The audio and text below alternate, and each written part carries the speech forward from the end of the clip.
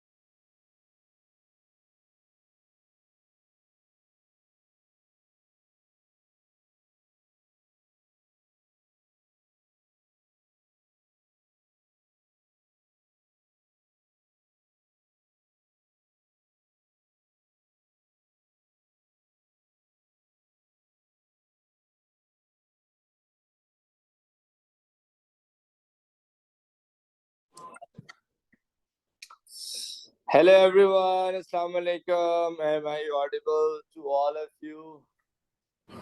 Can someone please confirm in chat if you all can hear me? Okay.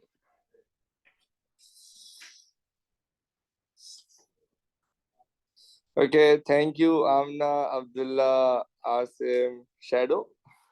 So, Anas, for your kind confirmation. Alright जी, तो physics के इस हसीन सफर में हम dynamics कर रहे थे।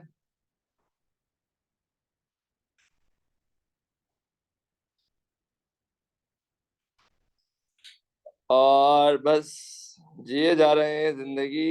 मेरे ख्याल से हमने कल फ्रिक्शन स्टार्ट कर दिया था। कल हमने इंक्लाइन प्लेन पर भी बात कर ली थी, बेसिक डिस्कशन। ऐसा ही है।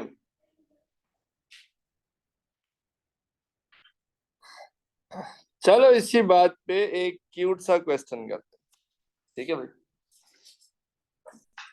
एक एक मेटल ब्लॉक है जिसका मास है 4 kg। वो एक इंक्लाइन सरफेस पे, एक इंक्लाइन प्लेन पे पड़ा हुआ है as per in the question, and that inclined surface makes an angle of 30 degrees with the horizontal. The block slides down the plane। जैसे आप इसको छोड़ते हो तो ये ब्लॉक नीचे फिसलता हुआ, स्लाइड करता हुआ नीचे आ जाता है। And travels a distance of 1 metre in 2 seconds. और 2 सेकंड में 1 मीटर का डिस्टेंस ट्रेवल करता है। अगर गौर से देखेंगे ना आप, तो सिर्फ इस एक इतनी सी लाइन में तीन तीन इंफॉर्मेशन दी हुई है। Starts from rest, travels a distance of 1 meter in a time of 2 seconds. Okay. Now, what is the frictional force between the block and the inclined plane when the block is sliding? ठीक है, तो friction कितनी act कर रही है आप ये बता दें। मेरे ख्याल से काम ये करते हैं कि पहले एक्सेलरेशन निकाल लेते हैं। जैसे यूजली ये होता है कि एक्सेलरेशन निकालने के लिए पहले रिजल्टेंट फोर्स निकालना होता है, फिर एक्सेलरेशन निकालते हैं। बट यहाँ पे काइनेमैटिक्स की इतनी इन्फॉर्मेशन दी हुई है कि हम उसको यूज करके पहले एक्सेलरेशन निकाल सकते हैं, फिर एफ इक्वल एम में रिजल्टेंट फोर्स की इक्वेशन बना के फ्रिक्शन निकालेंगे। तो let's see how we can do. तो पहले तो एक काम करते हैं, इनिशियल वेलोसिटी 0 थी, डिस्टेंस 1 मीटर था, और टाइम 2 सेकंड था।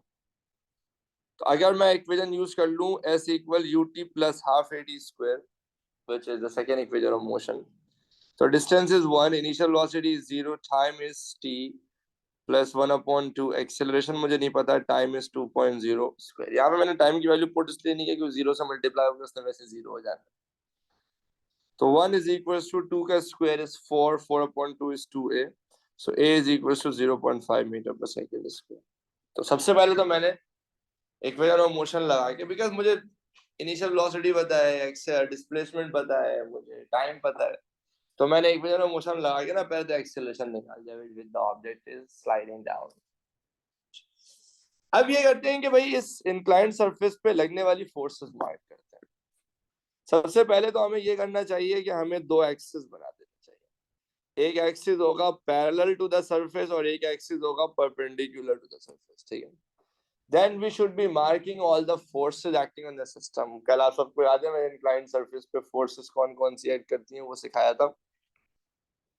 तो एक तो इंक्लाइंड सरफेस पे एक कांटेक्ट फोर्स एक्ट करती है जो कि सरफेस के बिल्कुल परपेंडिकुलर एक्ट करती है. फिर उसका वेट एक्ट करता है. ठीक है. इस वेट के आप दो कंपोनेंट बना सकते हैं, एक W cos थीटा और एक W sin थीटा. ये तीन फोर्सेस तो हमेशा बनेगी. ठीक है. जिसके बाद वेट को इग्नोर कर देंगे. ये तीन फोर्सेस हमेशा बनेंगी नो मैटर व्हाट. भाई कुछ भी हो, ग्रेविटी तो नहीं खत्म होगी ना. ऑब्वियसली मास है तो अर्थ की ग्रेविटेशनल फील्ड में तो वेट तो एक्ट करेगा ही, और जब मास किसी सरफेस पे प्लेस्ड है तो कांटेक्ट फोर्स भी एक्ट करेगी. तो वेट के दो कंपोनेंट बना दिए क्योंकि we want all of our forces to be either on X axis और ऑन वाई एक्सिस. इसके अलावा और भी फोर्सेस हो सकती हैं, डिपेंड करता है. जैसे यहाँ पे फ्रिक्शन कंसिडरेबल है. इनफैक्ट उसने बोला ही यही है कि क्या व्हाट इज द फ्रिक्शन, मतलब फ्रिक्शन ही तो कैलकुलेट करना है. तो उसका मतलब यहाँ पे फ्रिक्शन है. मैंने कल ही क्लास में जो क्वेश्चन कराया था उसमें जो डेरिवेशन कराई थी उसमें फ्रिक्शन कंसिडरेबल, तो फ्रिक्शन मार्क नहीं किया था. अभी फ्रिक्शन कंसिडरेबल तो will have to mark friction. Friction कैसे मार्क करें भाई, हमें पता होना चाहिए ऑब्जेक्ट की डायरेक्शन ऑफ मोशन क्या है. फ्रिक्शन की कोई फिक्स डायरेक्शन नहीं होती. अगर object down the inclined surface आ रहा है तो फ्रिक्शन कहाँ होगी, अप द इंक्लाइंड सरफेस. अगर object up the inclined surface जा रहा होता तो friction down the inclined surface होती. So this is where the friction is, okay? Because the mass is sliding down, the block slides down. का मतलब block down the surface आ रहा है, तो friction up the inclined surface होगी. इसके अलावा कोई दूसरी तीसरी एक्सटर्नल फोर्स है नहीं. फिर हमने आपसे एक बात कही थी कि इंक्लाइंड सरफेस पे, इंक्लाइंड सरफेस पे नॉर्मल कांटेक्ट फोर्स और W cos थीटा दोनों एक दूसरे के बराबर होते हैं. ये दोनों एक दूसरे को कैंसिल कर देते हैं. तो इन दोनों ने एक दूसरे को कैंसिल कर दिया. ठीक है भाई. पहले जरा मुझे जल्दी से बताएं सारे लोग, क्या यहाँ तक बाकी सारे क्लियर है? तो फिर मैं रिजल्टेंट फोर्स की फाइनल इक्वेशन बनाऊं.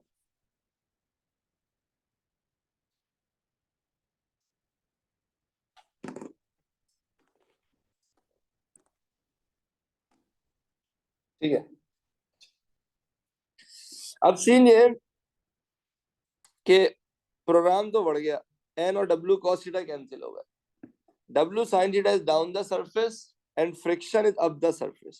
So when I have two forces in opposite direction, I must subtract them to get the resultant force. So resultant force is W sin theta minus F.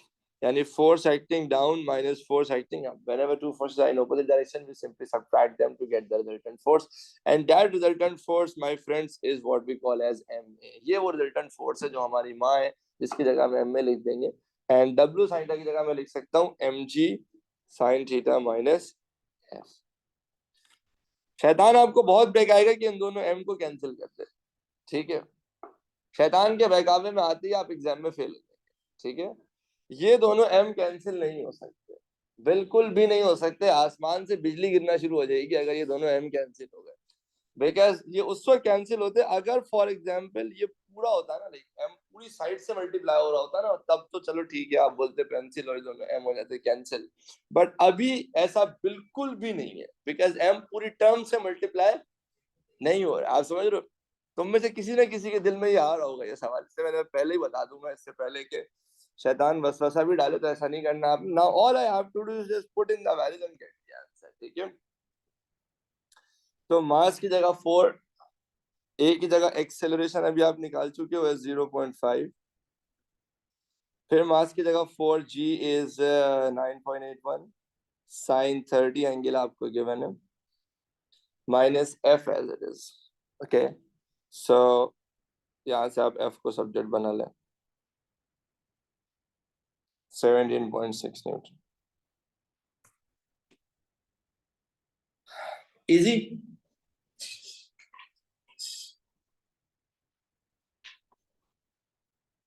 आपके ख्याल में इस तरह का question exam में कितने mark का आना चाहिए? ये 1 मार्क का क्वेश्चन है. सही है. This is actually a 1 mark question जिसमें आप रिजल्टेंट फोर्स की इक्वेशन बना रहे हैं, एक्सेलरेशन पे इक्वेशन मोशन लगा. ये असल में आप पहली बार पढ़ रहे हो तो आपको थोड़ा सा लग रहा है कि लंबा काम है इसमें. और वो लोग आए, यस आए, चलो आ जाओ. तुम भी क्या याद करोगे? ठीक है, 1 मार्क का क्वेश्चन, भाई की बात पे भरोसा नहीं है ना. चलो भाई, चलो जल्दी सारे सॉल्व करो. उसी तरह का क्वेश्चन है, मतलब इस बार उन्होंने आपसे फाइनल स्पीड पूछ ली.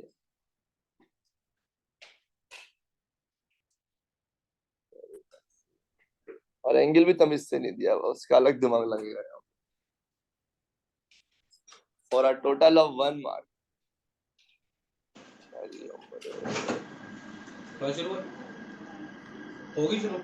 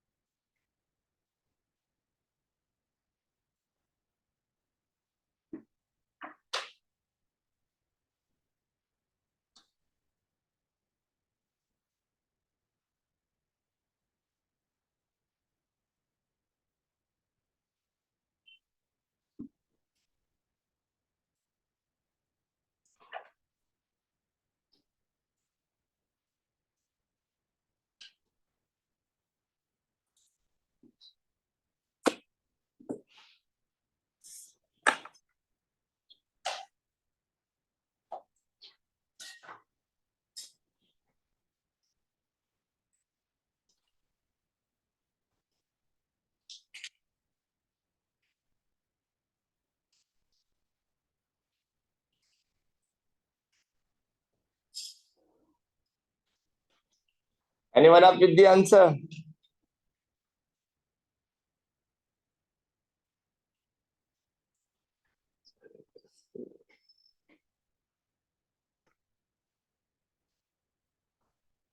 What to do if answer is not in the option? आप option E लिख के ना अपना आंसर लिख देना एग्जाम में. The answer has to be in these 4. चले भाई, let's begin the party. Okay, कर रहे हो आप लोग?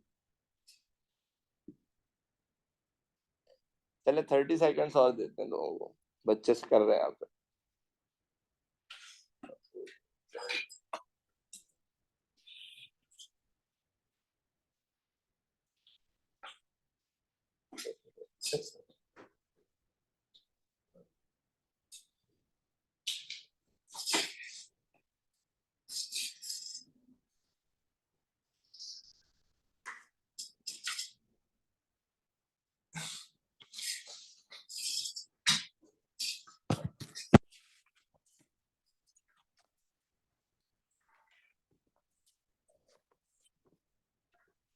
हाँ भाई, मेरे ख्याल से हम कर देते हैं. सही है. अच्छा, it's a very similar question. A block of mass 2 kg is released from rest on a slope. So it's quite a similar question कि भाई किसी slope पे block को release किया गया and it travels 7 meters down the slope and falls a vertical distance of 3 meters. Okay, so vertically 3 meter और वैसे down the slope 7 meters नीचे आया and it started from rest. Initially उसको rest से release किया गया था. The block experience a frictional force parallel to the slope of 5 meter. A block with a friction add करी है 5 meter की add करी. So what is the speed of the block after falling this distance? तो 7 metre बाद down the slope 7 metre आने के बाद उसकी क्या स्पीड होगी आप ये बता दें। इनिशियल वेलोसिटी 0 थी। तो फाइनल वेलोसिटी निकालने के लिए ना मैं इक्वेशन ऑफ मोशन यूज कर सकता हूँ, जिससे मैं फाइनल वेलोसिटी निकाल लूंगा। बट मैं कोई भी इक्वेशन ऑफ मोशन यूज करूँ, I will be needing acceleration. Acceleration के बगैर कुछ नहीं हो सकता है, वो क्वेश्चन में गिवन नहीं है। एक्सेलरेशन में निकालूंगा रिजल्टेंट फोर्स से। तो उसके लिए ना पहले मुझे जरा फोर्सेस मार्क करनी पड़ेगी। तो मैंने आपसे पहले कहा, जब भी आप किसी इंक्लाइंड सरफेस को देखो, एंगल भी आपको नहीं दिया, आपने कहा चलो कोई तो एंगल होगा, let's say that angle is theta. आपने पहले नॉर्मल कॉन्टैक्ट फोर्स बनाया which is perpendicular to the surface, फिर आपने W cos थीटा और W sin थीटा बनाया। इस बार तो मैंने W बनाया ही नहीं, डायरेक्ट W cos और W sin थीटा बना दिया, क्योंकि मुझे पता है कि भाई ये तीन तो हमेशा ही होंगे। Normal contact force perpendicular to the surface, W cos theta perpendicular to the surface and W sin theta down the inclined surface. ये तो आंख बंद करके सबसे पहले बना दिया। फिर again, because the mass is sliding down the inclined surface, ना down the slope का मतलब फ्रिक्शन कहाँ होगी? Friction will be up the slope, ऐसा ही है। अच्छा, अगेन जो आपका नॉर्मल कॉन्टैक्ट फोर्स होगा वो W cos थीटा के बराबर हो जाएगा। इन दोनों का इंतकाल हो जाएगा, इन दोनों कैंसिल हो जाएगा। I am left with two forces in opposite direction, and these two forces when subtracted will give the resultant force, because when two forces are in opposite direction, we find the difference of the two forces to get the resultant force. So MA, my resultant force is W sin theta minus F. Okay, force going down the surface minus force going up the surface. So these two forces when subtracted would give me the resultant force, which is equal to F. यहाँ तक सारे लोग clear है? I think it's the same thing that we have done in the previous question, right? Now the mass of the block is 2 kg, A as it is. W की जगह mg, so m is 2, g is 9.81, ठीक है ना? W की जगह ये mg आएगी, weight. Sin theta, अच्छा sin थीटा मुझे थीटा तो दिया भाई, बट अगर मैं मोहब्बत भरी निगाहों से इस राइट एंगल ट्राइंगल को देखूं, सो इस राइट एंगल ट्राइंगल का ये जो साइड है दिस इज हाइपोटेन्यूस, और ये जो साइड है दिस इज परपेंडिकुलर, ठीक है। और मुझे एक बात पता है कि जो साइन थीटा होता है वो परपेंडिकुलर अपॉन हाइपोटेन्यूस होता है। Sine theta is perpendicular over hypotenuse, so this is my perpendicular, this is my, बोलो ना, हाइपोटेन्यूस, ठीक है। थीटा निकालने की जरूरत ही नहीं है, आपको साइन थीटा ही चाहिए था ना भाई, यू वांट साइन थीटा है यार, आपको डायरेक्ट साइन थीटा मिल गया 3/7, तो आप इस पूरे साइन थीटा की जगह क्या लिख दोगे? 3/7 minus F as it is, so friction is 5 Newton. Horizontal से बनता है ना,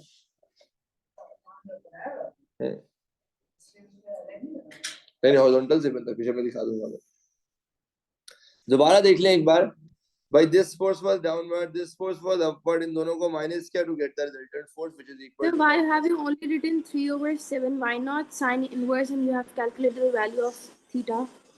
see, I'm telling you, mass is 2, A is acceleration, which is something that I need to figure out. W is weight, which is mass into gravitational acceleration, mg, 2 into 9.81. Now here I need sine theta. See, like the common practice is, okay, first you use the trigonometric function sine theta equal 3/7, then you find the sine inverse to get theta. But what is the point? You are gonna put in that theta back here to get sine theta. So if you need sine theta and you already have an expression of sine theta which is 3/7, there is no point of finding the value of theta. समझ रहे हो आप मेरे को? भाई आप theta इसीलिए निकाल लेते ना यार, ताकि आप उसको पुट कर सको इक्वेशन में। अगर आप गौर से देखो तो इक्वेशन में थीटा नहीं, डायरेक्ट साइन थीटा ही आपको मिल रहा है, वही तो आपको चाहिए था। So for this particular question, I don't feel the need of finding theta because I need sine theta. That I already know 3/7. The value of theta and you put it in the equation and then solve it, will it matter? No, it would give you the same answer. Okay, it would so surely give the same answer. If you find, see, you find theta from this equation, which is theta equals sine inverse of 3/7. And then you put in that theta here to get sine theta, you will end up with 3/7 for sine theta, okay? Minus F is friction, which is 5 newtons. Hello, fearless, love more. Do you understand this? So is the acceleration is 1.7 meter per second square, but it's not over. We don't want acceleration. What we want is the speed after 7 meters of traveling, for which we needed acceleration. Because if I want to use any equation of motion, because I know the initial velocity, it started from rest. I know the distance is traveled, which is 7 meters. I know the acceleration now. So now I can use 2as equal v square minus u square, which is the equation of motion. And that can help me calculate the final velocity after covering a distance of 7 meters. So 2 as it is, acceleration is 1.7. Displacement is 7 down the inclined surface. 7 इसीलिए ले क्योंकि acceleration भी down the inclined surface ही पता है. Final velocity is something that I don't know. Initial velocity is 0 and boom.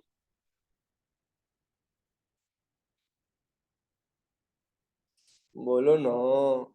समझ आ रहा है? यही आ रहा था आप लोग का भी? Very good. Yes, mine.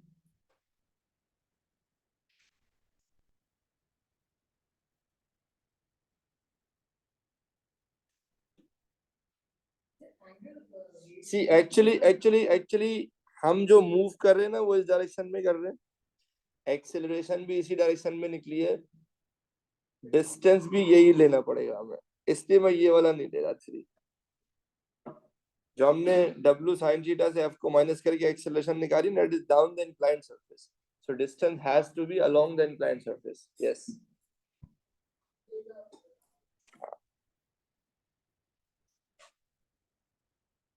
Angle is always with respect to theta surface.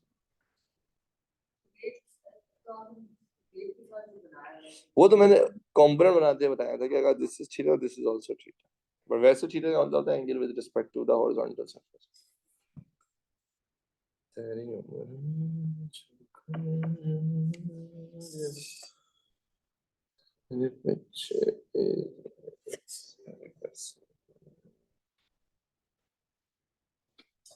अच्छा भाई, so there is this Mercedes going up the inclined surface. अच्छा देखो, डायनामिक्स में अब हम जिस लेवल पर आए ना, ये जो हमारी अभी 3-4 क्लासेस होंगी, इसमें हमने सिर्फ एक चीज सीखनी है, और वो है रिजल्टेंट फोर्स की इक्वेशन बनाना. अब समझ, जैसे पिछले क्वेश्चन में मैं आपको ये नहीं बोल सकता हूँ यार याद कर लो ये रिजल्टेंट फोर्स की इक्वेशन है, because for every different scenario there will be different forces acting in the system. Her force की अपनी अपनी डायरेक्शंस के रूल होते हैं, और फिर आप रिजल्टेंट फोर्स की इक्वेशन बनाते हैं. ये अगर कोई आपको याद करवा रहा है ना, तो उसका मतलब आपकी फिजिक्स तबाह हो जाएगी. You have to make, you should be able to form an equation of resultant force in different scenarios. ठीक है? So let's come up with a scenario. There is a Mercedes which is going or which is accelerating up the inclined surface. ठीक है? अच्छा, किसी inclined surface पे मास नीचे तो खुद आता है, ऊपर खुद नहीं जाता है. कभी देखा गाड़ी खड़े खड़े अचानक से ऊपर जाना शुरू होगा inclined surface, भाग जाना वहां से अगर वो खुद से ऊपर जा रही हो तो. ठीक है ना?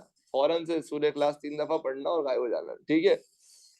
तो कोई भी मास ना खुद से अलोंग द इंक्लाइंड सरफेस ऊपर नहीं जाती है. अगर ऊपर जा रही है तो समवन इज पुशिंग इट, या तो कोई धक्का दे रहा होगा, या तो जैसे आमतौर पर चढ़ाई पे जब गाड़ियां ऊपर जाती है तो उसकी वजह ये होती है कि गाड़ी का इंजन होता है जो कि उस पर एक अपवर्ड फोर्स लगा रहा होता है, जिसे हम सिंपली कहते हैं फोर्स ऑफ द इंजन, जो कि गाड़ी पे लग रही होती है, जिसकी वजह से गाड़ी आगे ऊपर इंक्लाइंड सरफेस पे जा रही होती है. ठीक है? पहले ये फोर्स नहीं थी ऊपर फेंकने वाली, क्योंकि मजे से मास नीचे स्लाइड कर रहा था, तो we did not have this force. तो एक फोर्स तो ये हो गई. इसके अलावा जब भी कोई मास किसी इंक्लाइंड सरफेस पे होगा, एक तो नॉर्मल कॉन्टैक्ट फोर्स होगा जो कि W cos थीटा को कैंसिल कर रहा होगा. वो मैं बना रहा भी नहीं क्योंकि मुझे पता है वो दोनों दूसरे को कैंसिल कर देते हैं. वो फोर्स जो नेचुरली इसको नीचे खींचता है वो है W sin थीटा. ये हमेशा एग्जिस्ट करता है, हमेशा. जब भी कोई मास किसी इंक्लाइंड सरफेस पे होगा ना, ये फोर्स जरूर होगी. यानी वेट का एक कंपोनेंट, यानी for that this is obviously theta, कि if theta is the angle at the surface mixed with the horizontal, there will be a component of the weight which is W sine theta that will always exist. That will always pull the mass down the inclined surface. Now let's say the friction is considerable. Okay, the friction is considerable, and in such a scenario, the object is moving up. Object फिर भी ऊपर जा रहा है. So if it is going up, friction is considerable. Where do you think the friction is acting? It is going down the inclined surface. Okay. So this is how the friction is acting. Okay. तो object का engine उस पे force लगा रहा है अब the inclined surface. W sin theta of friction act कर रहे हैं down the inclined surface. Object लेकिन फिर भी एक्सेलरेट ऊपर ही जा रहा है. ठीक है ना, एक्सेलरेट ऊपर ही कर रहा है. तो ऐसे सिनेरियो में आप रिजल्टेंट फोर्स की इक्वेशन बनाए. रिजल्टेंट फोर्स किसके बराबर होगी? इन तीन फोर्सेस का रिजल्टेंट निकालें. क्या इक्वेशन क्या बनेगी?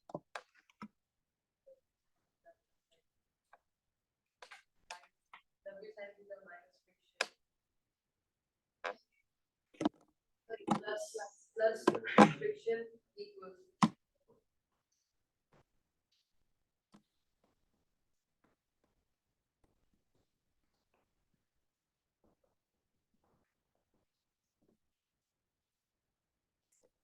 मुल्क के बच्चे बहुत आगे हैं. सही है. देखिए इसका रूल समझ लें आप इक्वेशन बनाने का. द रूल इज के रिजल्टेंट फोर्स इज ज्यादा माइनस कम. Resultant force is equal to ज्यादा माइनस. ठीक है. अगर ऑब्जेक्ट पर ओपोजिंग फोर्सेस एक्ट कर रही है ना, अगर ऑब्जेक्ट पर ओपोजिंग फोर्स कर रही है एक्ट, सही है. हाँ ये बिल्कुल अनस यही ज्यादा. देखिए ये F ना अकेला इन दोनों के सम से ज्यादा है, तभी ऑब्जेक्ट ऊपर एक्सेलरेट कर रहा है ना. W sin थीटा और फ्रिक्शन दोनों मिलके भी ना इंजन का कुछ बिगाड़ नहीं पा रहे हैं, तभी इंजन जो है ना ऊपर लेके जा रहे हैं. समझ लो, इंजन जा रहा है ऊपर और ये दोनों जा रहे हैं नीचे, फिर भी ऑब्जेक्ट जा रहा है ऊपर. से क्या मतलब है कि force of the engine is greater than the sum of W sin it and friction. Two forces are pulling the object down, still the object is accelerating up. It means the force going up the inclined surface is greater than the sum of W sin it and F, which is friction, and this is force of the engine. तो पहले तो एक चीज समझ लें कि आपकी अकेली इंजन की force is greater than the sum of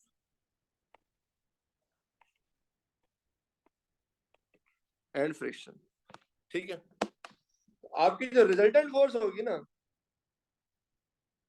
that is going to be equal to ज्यादा, which is F, minus come, which is W sin theta plus F.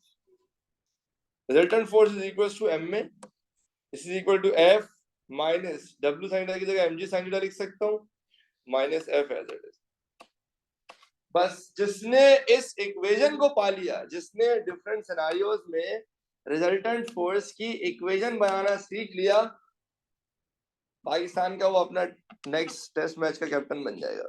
समझ रहे हो आप? तो resultant force is equal to capital F minus mg sin theta minus F. बोलो no, समझ आ रही बात? तुम लेकर आए हो आज पास्ट पेपर्स की बुक में. गुड.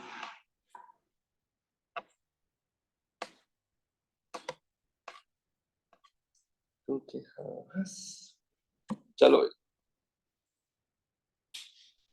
सर वापसी. नहीं, मैं क्यों वापस जाऊं, मैं वापस समझा देता हूं. देखिए रबिका, मुझे एक बात बताएं, क्या आप ये मानती हैं कि एक फोर्स है इंजन की जो कि इस और रबिका और समीन, आप दोनों प्लीज और सुनिएगा, क्या आप फोर्सेस की मार्किंग समझ रहे हो कि इंजन की फोर्स है जो कि ऊपर लेके जा रही है और W sin ऑफ फ्रिक्शन नीचे एक्ट कर. क्या ये फोर्सेस की डायरेक्शन समझ में आ रही है? अच्छा, डिस्पाइट के ये दो फोर्सेस नीचे हैं और इंजन की फोर्स ऊपर है, गाड़ी फिर भी ऊपर एक्सेलरेट कर रही है. इसका मतलब अकेली इंजन की force is greater than the sum of these two forces. क्या ये बात समझ आती है? जल्दी बताएं समीन एंड रवि का। ठीक है, अब रिजल्टेंट फोर्स निकालने का जो तरीका है ना, वो एक प्रो एडवाइस दे रहा हूं, वो आप याद रख ले, ज्यादा माइनस कम, ज्यादा माइनस, दिस इज ज्यादा, दिस इज कम, तो ज्यादा में से माइनस कर दें आप कम को, कम थी आपकी इन दोनों का सम, यू गेट रिजल्टेंट फोर्स। तो रिजल्टेंट फोर्स इज ज्यादा माइनस कम। रवि का समीन, ये बात समझ आती है आपको?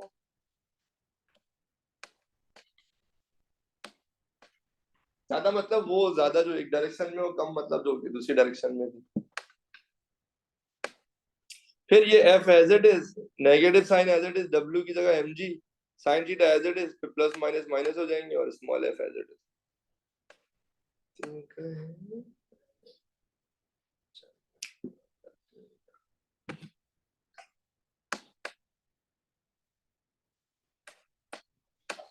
आज तुम लोग क्लास के बाद उठना, मुझे तुम लोगों से ज्यादा आइडियाज डिस्कस करना। ऑनलाइन वालों के सामने करूंगा फिर बेचारे और डिसहार्टेंड हो जाएंगे। अब मैं सोच रहा हूँ यूजर की एक प्रॉपर इवेंट्स होने चाहिए यहाँ पे, student led events, like it can be picnic, it can be a science competition, it can be a sports competition, ठीक है? कुछ अच्छी यूनिवर्सिटीज के कॉम्पिटिशन आ रहे हैं, एनिग्मा वगैरह, नहीं ग्राउंडेड हुआ जाऊंगा, ठीक है? कुछ अच्छे कॉम्पिटिशन आ रहे हैं, एनिग्मा वगैरह यूनिवर्सिटीज के, इस तरह के कॉम्पिटिशन में पार्टिसिपेट करें, सर्टिफिकेट्स पकड़े। डिफरेंट मॉड्यूल्स होते हैं जो आपकी कंफर्ट में, आप स्पोर्ट्स में अच्छे, आप उनके स्पोर्ट्स उसमें चले जाएं। हमने यहाँ पे एक फॉर्म सर्कुलेट कराया था जिसमें पता लगा हमारे पास पूरी क्रिकेट टीम है भाई यहाँ पे, जो अच्छी टीम्स है। तो मैंने मुजम्मिल से बोला भाई कि भाई टीम्स बनाओ जिसमें से आपकी जो एंट्री फीस वगैरह होती है ना पार्टिसिपेशन, उसमें भी हम कोशिश करेंगे कुछ यूजर अपनी तरफ से स्पॉन्सर कर दे आप लोगों को, ताकि थोड़ा सा आपका लोड कम हो जाए। But we want you to make sure कि you have a comprehensive learning experience here, because कल मुझसे कोई पूछ रहा था कि सर यूनिवर्सिटी प्लेसमेंट में क्या ये मैटर करता है कि आप किस कॉलेज से हैं? तो ये नहीं मैटर करता कि आप किस कॉलेज से हैं, क्योंकि लाइक अभी स्टैनफोर्ड हार्वर्ड लेवल की कॉलेज नहीं है हमारे यहाँ, सही है? अभी जो हमारे पास शहर में कॉलेजेस हैं, ठीक है, अच्छे कॉलेजेस हैं, बस जो मैटर करती है वो आपकी पार्टिसिपेशन है, आपके को करिकुलर्स हैं, आपके आपके सर्टिफिकेट्स हैं। समझ लो आप कि लाइक जब आप आफ्टर 2 इयर्स जब अपना ए लेवल्स कंप्लीट करो तो आपके पास यानी अच्छी यूनिवर्सिटीज के अच्छे उसके सर्टिफिकेट्स हैं, ठीक है ना? तो आपके पास पार्टिसिपेशन हो, चले जो ऑनलाइन है वो अपने शहर में कर ले, मतलब ऑब्वियसली कोई ऐसा तो नहीं है ना कि तुम लोग मार्स में रह रहे होगे, वहां पे कोई इवेंट नहीं होता है, सही है? तो like but please make sure कि आप लोग अपनी प्रोफाइल बिल्डिंग स्ट्रॉन्ग रखें, ठीक है? लोकल यूनिवर्सिटीज में इतना मैटर नहीं करता, जैसे आईबी हो गया, लम्स हो गया, यहाँ फिर भी थोड़ी बहुत प्रोफाइल चेक होती है। लोकल यूनिवर्सिटी में ऑनेस्टली स्पीकिंग एंट्रेंस टेस्ट है और आपके ग्रेड्स है, उसी के बेस पे आपका एडमिशन होता है। बट इंटरनेशनल एक्सेप्टेंसेस में ना बहुत मैटर करता है कि भाई आपकी क्या पार्टिसिपेशन है, ठीक है?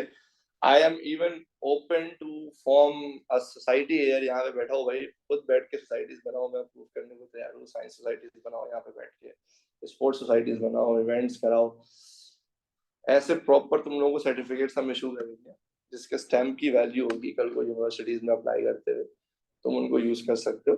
But all of them should be student led, like I don't want कि बस तुम लोग को पका पकाया मिल जाए, बस आ जाओ उससे बैठ के चले जाओ और वापस आ जाओ, सही है? It have because that gives you a great exposure, because when I joined my university I was a very nervous, सही है ना? लाइक मैं यूं समझ लो बहुत हाई रैंक था यार मेरा, कराची के 50-60 हजार बच्चों में मेरा रैंक 25 या 30 था, सही है? तो बहुत पढ़ाकू था, लेकिन मैं सिर्फ पढ़ता था, सही है?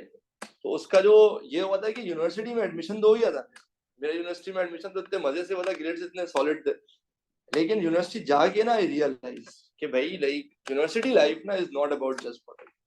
यूनिवर्सिटी में भाई आपको बहुत कुछ करना पड़ता है, प्रोजेक्ट्स करने पड़ते हैं, ग्रुप प्रोजेक्ट्स होते हैं।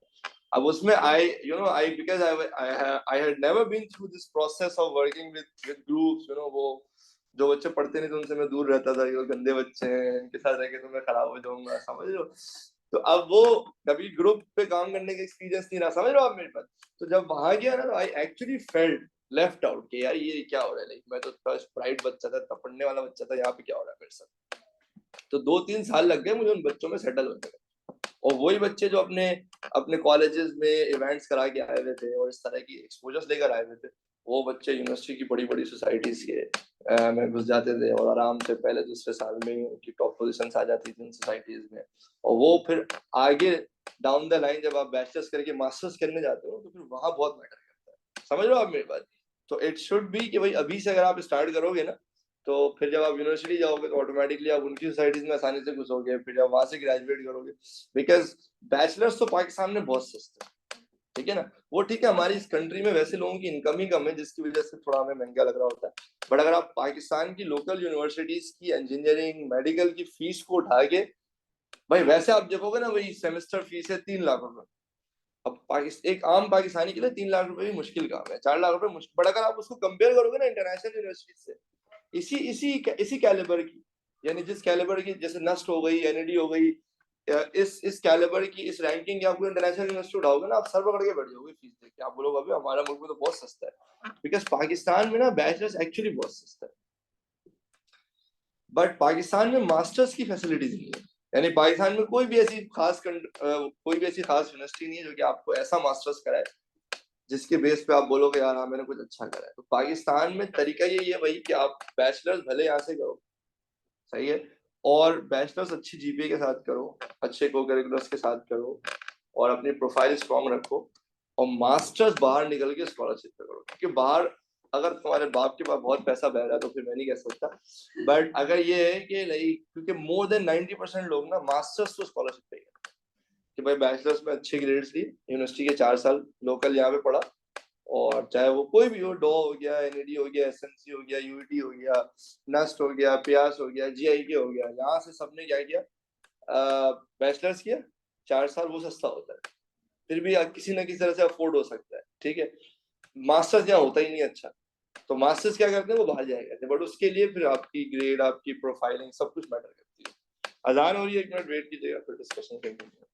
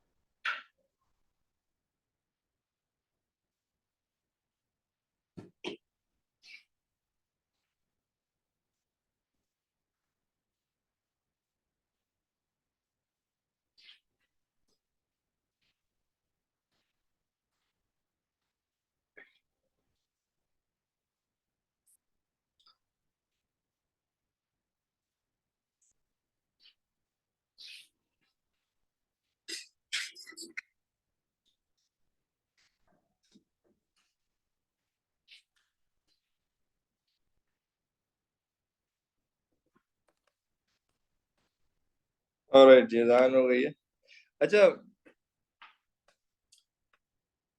एक और चीज समझ लें, जर्मनी सीप, मैं एक चीज बताता हूँ तुम लोगों को, लाइक भाई किसी भी कंट्री में अगर आप बैचलर्स करने जाते हो ना, तो शायद 3-4-5% यूनिवर्सिटीज होंगी, जो भी बहुत ज्यादा बड़ी, ठीक है, जो आपको एक अच्छा स्कॉलरशिप दे सकते, ठीक है। उसमें ये होता है कि भाई कोई कॉमनवेल्थ की स्कॉलरशिप है, मतलब कंट्रीज के आपस में कॉन्ट्रैक्ट हुए होते हैं जिसके बेसिस पे कुछ स्कॉलरशिप हो जाता है, या जैसे हम थर्ड वर्ल्ड कंट्री में आते हैं और हमारा इससे फायदा हो जाता है कि हम गरीब मुल्क के हमारे बच्चों को पढ़ा दो, सही है। तो उस पे ये होता, बट फिर उसकी जो एक्सेप्टेंस क्राइटेरिया होता है ना, वो बहुत ही रॉकेट होता है, सही है। जैसे मेरी एक स्टूडेंट है, वो NYU गई, 130% स्कॉलरशिप, सही है। अब NYU पे तो मेरे जैसा वो गेट से वापस करते, बोले नहीं भाई शकल को तो नहीं यहाँ दे सकते, ठीक है। 130% का मतलब उसका रहना वहना, उसकी आने जाने की फ्लाइट भी ना वो यूनिवर्सिटी, बट वो बच्ची माशाल्लाह कोई जिन बच्ची थी, सही है। मतलब उसके कोई 5 A स्टार्स थे, सही है।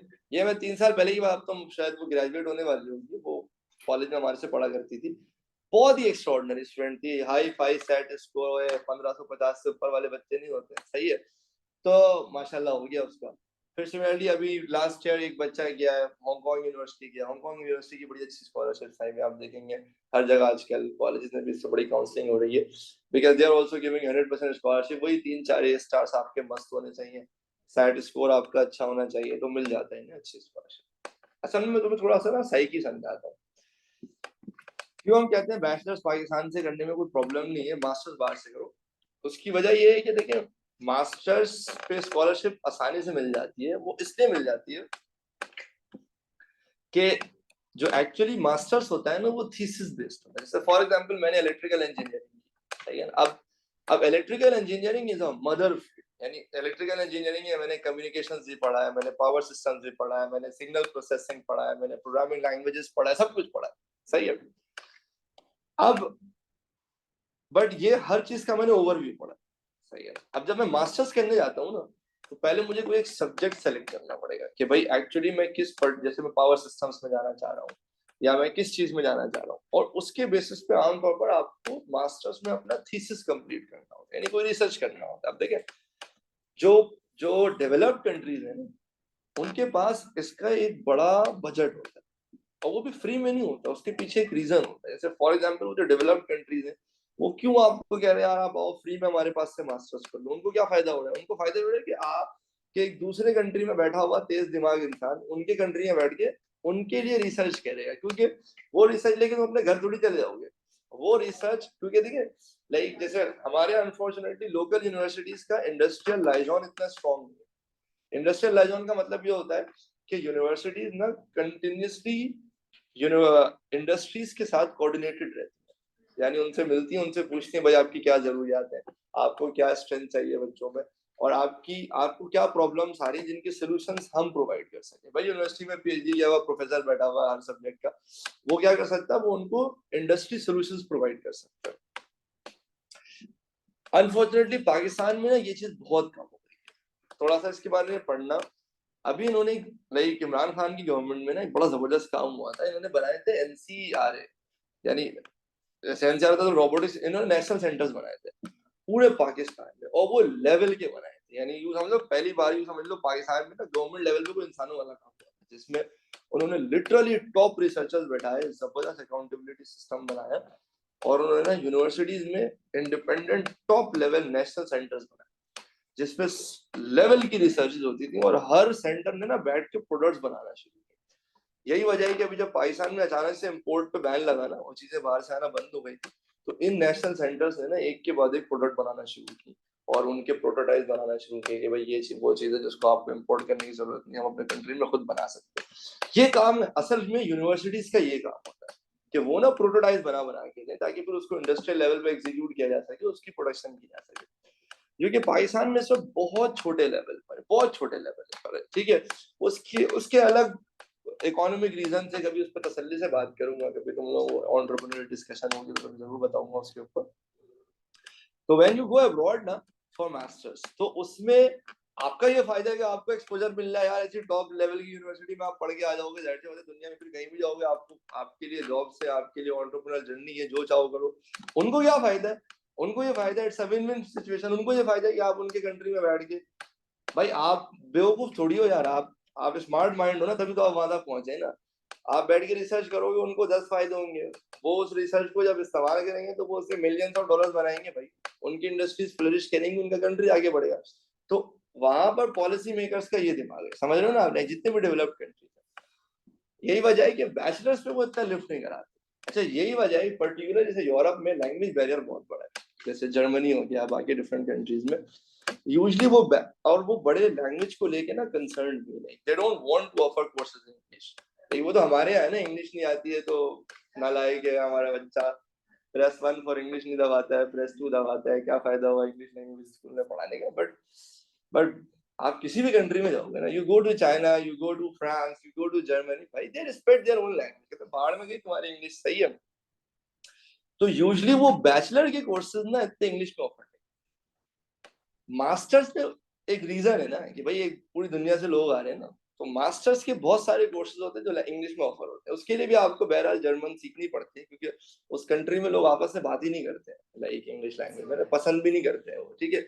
सेम गोज फॉर भाई लाइक जहाँ फ्रेंच बोली जाती है वो फ्रेंच ही पसंद करते हैं, जहाँ चाइनीज बोली जाती है वो चाइनीज ही बोलते हैं।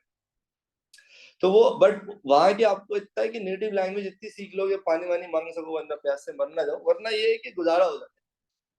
बैचलर्स में आप ये फंसते हो कि बैचलर्स में ना आपके पास कोर्सेज बहुत लिमिटेड हो जाते हैं, not every course is offered in, not every programme is offered in English language. तो बट ये है कि लाइक आप सब पर्टिकुलरली अगर आप लोग जेन्युइनली साइंस परस्यू करना चाहते हो और एक्चुअली कुछ करना चाहते हो साइंसेस की फील्ड में, तो आपने अपना करियर अब्रॉड प्लान करना पड़ेगा, सही है।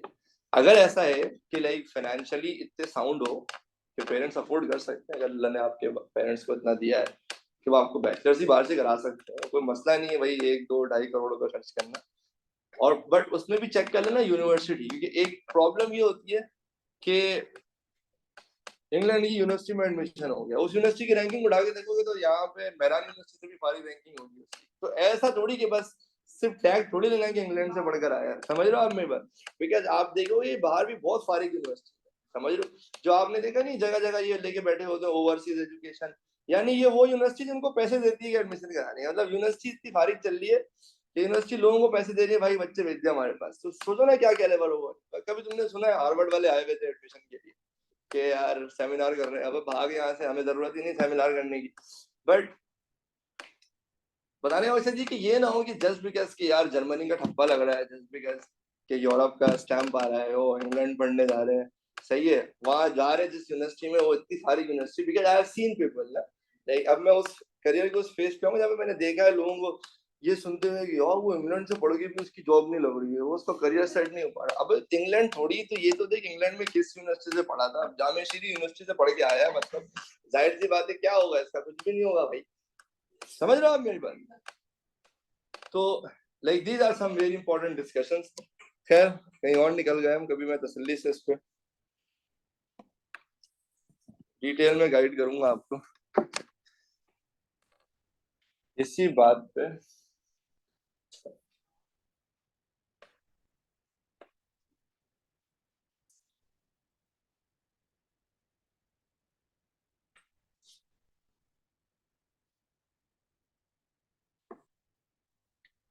सेटिंग है, सेटिंग 2 मिनट रुकिए गाइस, जरा ये कैंसिल चार्ज हो गया।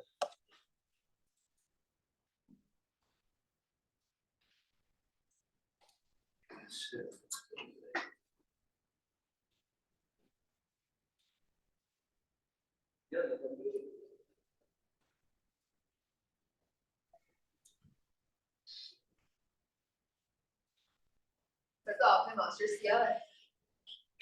मैं मेरा तो एमफिल चल रहा है, like I am doing my MPhil in astrophysics, मेरा अपना थी, बट मैं तो पाकिस्तान से ही कर रहा हूँ। मेरा मास्टर्स का पर्पस डिफरेंट है, मैं तो शौक में कर रहा हूँ, समझ रहे हो आप, जैसे प्रोफेशनल नीड नहीं है कि एक होना है कि कोई आपके करियर की एक प्रोफेशनल नीड होती है। फॉर एग्जांपल आप किसी करियर में स्पेशलाइजेशन करते हो ना, तो आप कहते हो यार मैं इसमें मास्टर्स कर लूंगा ना। अब मैं जिस करियर में हूँ ना, टीचिंग करियर में, सही है, अनफॉर्चुनेटली पाकिस्तान में तो बहुत हाई स्टैंडर्ड्स है ना टीचिंग के, मतलब आपने बैचलर्स नहीं भी किया हो तब भी आप टीचर बन सकते हो, सही है। तो अपना तो इतनी, मतलब हमारे यहाँ तो मास्टर्स की कोई खास रिक्वायरमेंट ही नहीं है ना। वो लोग जो दूसरे कंट्रीज से अभी ऑनलाइन क्लास भी ले रहे हैं वो भी ये बात समझते हैं, जैसे फॉर एग्जांपल मैं जितनी भी अच्छी फिजिक्स पढ़ाता हूँ, आज अगर मैं उठ के पढ़ाने चला जाऊँ ना यूएस में, यूके में, वो मुझे क्लास 2 पढ़ाने भी नहीं देंगे। बिकॉज आप समझ रहे हो, बिकॉज उनकी एक रिक्वायरमेंट है कि भाई अगर एक बंदा टीचर बन रहा है तो उसको पहले बैचलर्स करना पड़ेगा एजुकेशन के ऊपर, पहले उसको समझना होगा एजुकेशन इटसेल्फ क्या है, सही है ना, फिर उसकी सब्जेक्ट स्पेशलाइजेशन होगी, फिर उसका ये होगा। अपना तो चिल सीन है ना यहाँ तो लाइक मेरी जॉब रिक्वायरमेंट नहीं है मास्टर्स। बस मुझे क्या हुआ था कि भाई जब जब हुआ ये था कि जब ग्रेविटेशनल वेव्स का गेम ऑन हुआ था ना, कभी तसल्ली से बताऊंगा तुम लोगों को, आज से 100 साल पहले तकरीबन एल्बर्ट आइंस्टाइन ने ना ग्रेविटेशनल वेव्स के ऊपर कुछ प्रेडिक्शन की थी, बट उसने कहा था कि will never be able to detect, but eventually जब वो फाइनली डिटेक्ट हुए और जब हमने पहला ग्रेविटेशनल वेव्स को प्रोसेस करके ब्लैक होल की इमेज बनाई थी, तो वो पढ़ के मैं इतना मुझे मजा आया, मैंने कहा क्या करूं, तो इत्तेफाक ऐसा हुआ कि आई फाउंड अ फ्रेंड जो इस वक्त एस्ट्रोफिजिक्स में एमफिल कर रहा था, और उसके साथ मैं बैठता था तो मुझे बताता रहता था इन चीजों के बारे में, तो मुझे थोड़ा मजा आया। मैंने कहा यार एक काम करता हूँ, मैं भी एडमिशन ले लेता हूँ। तो जब मैंने एंट्री टेस्ट दिया ना तो I got first position in the test, सही है। तो फिर मैं और मोटिवेट हो गया, मैं वाला ऐसी ही टेस्ट अब तो मैं जाता हूँ। तो मेरा कोर्स अब तो कंप्लीट हो गया, बट ये है कि अभी थीसिस के लिए टाइम ही निकाल रहा हूँ मैं। तो आपको टीचिंग करने का इरादा नहीं है? हाँ टीचिंग करने का इरादा नहीं है? नहीं, I have no plans to leave teaching, समझ लो आप। बट उसकी सिंपल वजह ये कि I enjoy doing this, that's also a separate debate. दूसरी अजान हो गई इसने देर, हमने पहले अजान सुन ली है ना। खैर एक माँ से भाई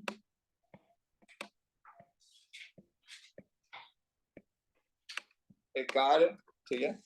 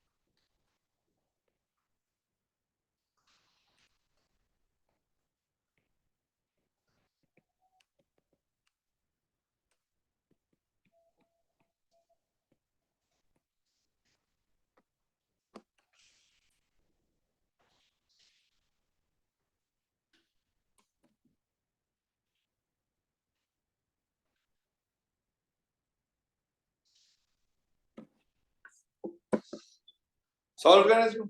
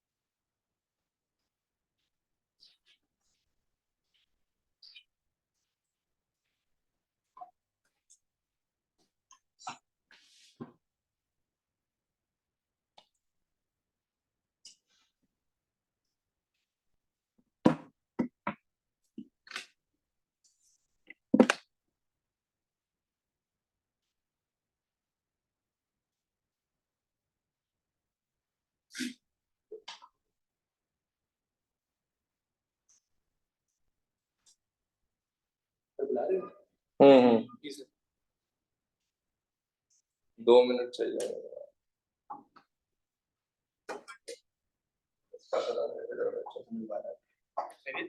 एक तो रिपोर्ट आई है बैठ जा अंदर बैठ हाँ अंदर तो पढ़ना पड़ेगा। अच्छा भाई, anyone up with the answer? It's quite a similar question. आपका इंजन फोर्स लगा रहा है इधर, ठीक है, W sin theta going इधर, friction also going either because the mass is accelerating up, okay, and the angle is theta, which is given to you as 40 degrees. So your resultant force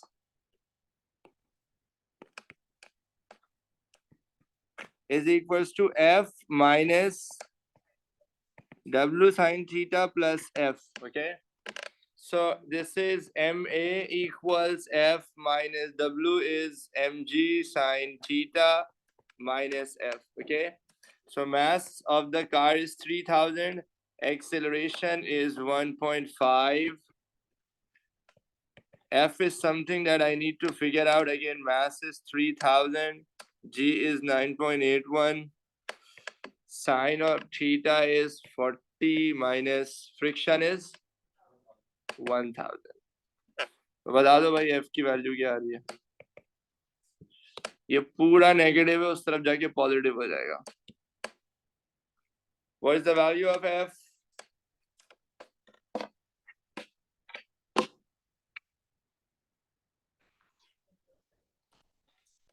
$24 417. ठीक है, मतलब nearly 24,000 Newton.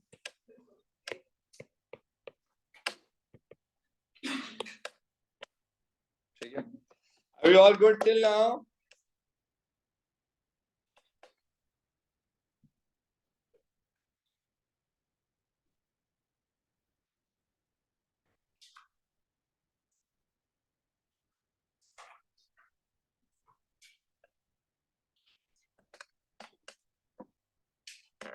अगली class में फिर इंशाल्लाह connected bodies पे बात करेंगे.